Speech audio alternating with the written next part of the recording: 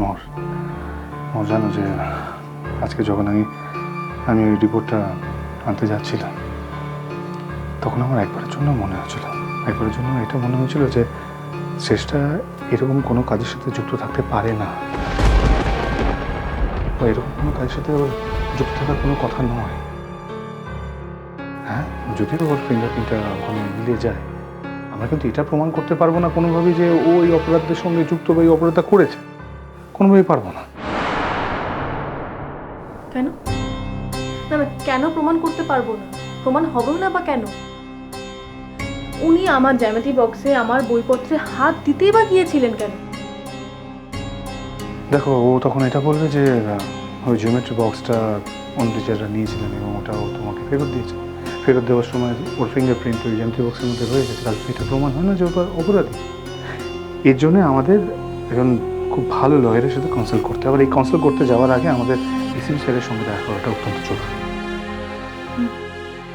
আমি রাজি। তাহলে রেডিও এক্ষুনি আমাদের ওখানে যেতে হবে, এসিপি স্যারের অফিসে। উনি এই মুহূর্তে অফিসেই থাকবেন আর এরপরে দেরি হয়ে যাবে। শোনো, আমি একটা কথা আজ তোমার কাছ থেকে জানতে চাই। কি? আবার কি জানার আছে? একদিন তুমি ওকে পছন্দ করতে, মানে শ্রেষ্ঠা ম্যামকে তুমি পছন্দ করতে। একদিন তোমার সঙ্গে ওর সম্পর্ক হয়েছিল। সেটা ভেবে আজ আমার দুঃখ হয় মোর। যাই হোক, সেদিনের জন্য দিনটা তো সত্যিই ছিল, অনুভূতিটাও সত্যিই ছিল, হয়তো দুজনের জন্যই ছিল। না মোর, আমি বিশ্বাস করি না, আমি বিশ্বাস করি না। হয়তো তোমার ভালোবাসা পেলে শ্রেষ্ঠা ম্যাম এরকম হতো না। শোনো, তোমার মুখে সব দার্শনিক আলোচনা আমার ভালো লাগছে না, আমি করতে চাই না এই ধরনের আলোচনা। তা নয়, আমি শুধু বলছি যে তোমার কি একবারও খারাপ লাগবে না যে শুধুমাত্র এই কারণে শ্রেষ্ঠা ম্যামের জেল হয়ে যাবে, শুধুমাত্র এই কারণে শ্রেষ্ঠা ম্যামের চাকরিটা চলে যাবে? তুমি কি আমার পরীক্ষা নিচ্ছ নাকি মা? না, আমি পরীক্ষা নিচ্ছি না, তবে এটা তো ঠিক যে তোমাদের একদিন সম্পর্ক ছিল আর সেই একদিনটাকে তুমি এখনো অনার করো।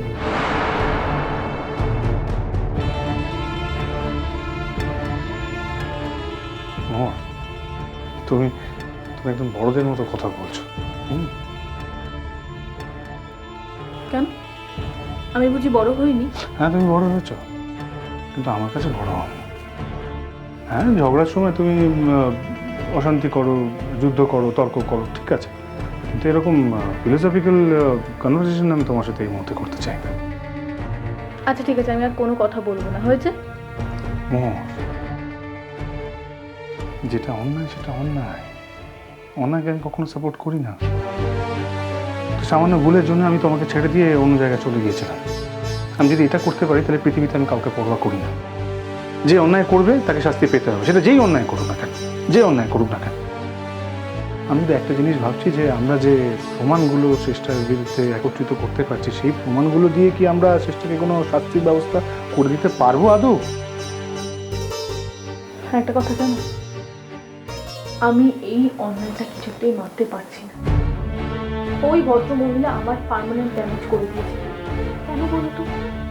আমি কি ওনার কোনো ক্ষতি করেছি? তুমি কেন ক্ষতি করতে যাবে? না, কেন তুমি ওনার ক্ষতি করতে, কি ক্ষতি করেছো তুমি ওনার, বলো? না না, হয়তো আমি ক্ষতি করেছি। কি ক্ষতি করেছো বলো? তোমাকে ওনার কাছ থেকে কেড়ে নিয়েছি। আচ্ছা মো, তোমার কি মনে হয় আমি কি এটা করবো? ডু ইউ থিঙ্ক আমার পাপেট যে আমাকে যেমন খুশি তেমন খুশি করে নাড়াচাড়া করতে পারে? শোনো, আমার স্বইচ্ছায় আমি ওখান থেকে ছেড়ে আমি তোমার কাছে চলে এসেছিলাম, নাহলে আমাকে এখানে আনার ক্ষমতা কারণ নেই। আর আর যখন তোমার সাথে আমার সম্পর্ক ধীরে ধীরে গড়ে উঠছে, তখন কিন্তু চেষ্টার সাথে সম্পর্কটা আমার অলরেডি বন্ধ হয়ে গেছে, নষ্ট হয়ে গেছে, চলে গেছে। এটাকে তুমি কোনো এক্সাম্পল দিও না। যেতে হবে তো। আমি একটা জিনিস বুঝেছি, আমি যতদিন বেঁচে থাকবো, যতদিন শ্রেষ্ঠা ম্যাম থাকবেন, ততদিন আমাকে এরকম কিছু কিছু ঘটনার মধ্যে দিয়ে যেতেই হবে। তুমি বলছো যে চেষ্টা ম্যাম তোমাকে সারা জীবন ধরে ভোগাবে আর আমি চুপ করে থাকবো? চুপ তো তুমি এখনো করে নি, আগেও করেছিলেন, তবুও তো আমাকে ভুগতে হয়েছে। শঙ্কর, তুমি ফ্যান, এটা তো অস্বীকার করার কোনো জায়গা নেই। শোনো মো, তুমি যদি রুখে দাঁড়াতে না, তাহলে অনেক আগে আমি শ্রেষ্ঠার মাত্রামগুলো থামিয়ে দিতে পারতাম। কিন্তু তুমি তো রুখে দাঁড়াতে চাওনি, তুমি বারবার তাকে ক্ষমা করে দিয়েছো। যতক্ষণ না আমার সম্পূর্ণ শরীরে আগুন ধরে গেছে ততক্ষণ আমি কিচ্ছু বলিনি। তবে এবার শ্রেষ্ঠা ম্যাম যা করেছে, শ্রেষ্ঠা ম্যাম আমার গোটা শরীরে আগুন ধরিয়ে দিয়েছে। উনি আমার স্বপ্ন ভেঙে দিয়েছেন। মোর, তোমার স্বপ্ন আর কারোর ভেঙে দেওয়ার ক্ষমতা আছে বলে আমি কিন্তু মনে করি না। আর যে স্বপ্নের শরিক আমি, সেই স্বপ্ন অন্য কেউ এসে ভেঙে দেবে, এটা আমার কাছে শোনাও অপমান। আমার পরীক্ষাটা এতটা খারাপ হয়ে গেল, আমার তো মনে হয় আমি ফার্স্ট ক্লাসও পাবো না। কি বলছো তুমি এসব কথা? তুমি যদি একটা পেপার নাও দিতে না মোর, তাহলে তুমি ফার্স্ট ক্লাসই পেতে। হ্যাঁ, এসব কথা বলো না। তুমি যেটা ভাবছো সেটা নয়। আমি যেটা ভাবছি সেটাই। আমি এত বছর ধরে এত স্টুডেন্টস হ্যান্ডেল করেছি, আমি স্টুডেন্টের পালস বুঝি। ও, তার মানে আমি কি শুধুই তোমার স্টুডেন্ট? হুম। মানে না মানে, তুমি আমার স্টুডেন্ট না তো তাহলে কি? আমি তোমার স্টুডেন্ট ছাড়াও অন্য কিছু, আমি তোমার স্ত্রী। হ্যাঁ তো না, আমি তোমার স্ত্রী বলে হয়তো তুমি আমার দোষগুলো দেখতে পাও না। তুমি কি বলছো মো? হ্যাঁ, তুমি তো উল্টো কথা বলছো। একদিন বলতে যে তুমি আমার স্ত্রী বলে আমি প্রত্যেক মুহূর্তে প্রত্যেক পদে পদে তোমার আমি খুঁত ধরতাম, আর এখন তুমি একবারে উল্টো কথা বলছো, একবারে উল্টো কথা। আমি আর অত কিছু জানি না, আর আমার তর্ক করতে একদম ভালো লাগছে।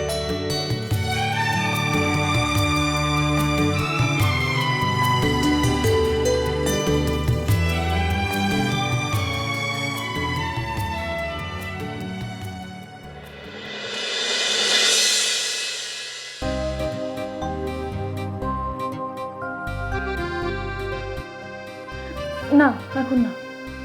এখন না তো কখন? যখন আমি না বললাম তখন না। আচ্ছা ঠিক আছে, তুমি এখন না বললে তাহলে কখন সেই টাইমটা বললে দাও, তাহলে আমি নোট করে রেখে দেবো। লিখতে হবে তো। ভালো হচ্ছে না কিন্তু। এত খারাপ তো যা আবার সেটা হয়েই গেছে, নতুন করে সেটা ফেরানো যাবে না, তাই না? এই বাড়িতে বাবা মা আছে, দিদি আছে। তোমার তো লাজ লাগতে কিছু নেই। না, দিদি যে কোনো সময় চলে আসতে পারে। দেখবে নতুন আলো একে ডাকে মন।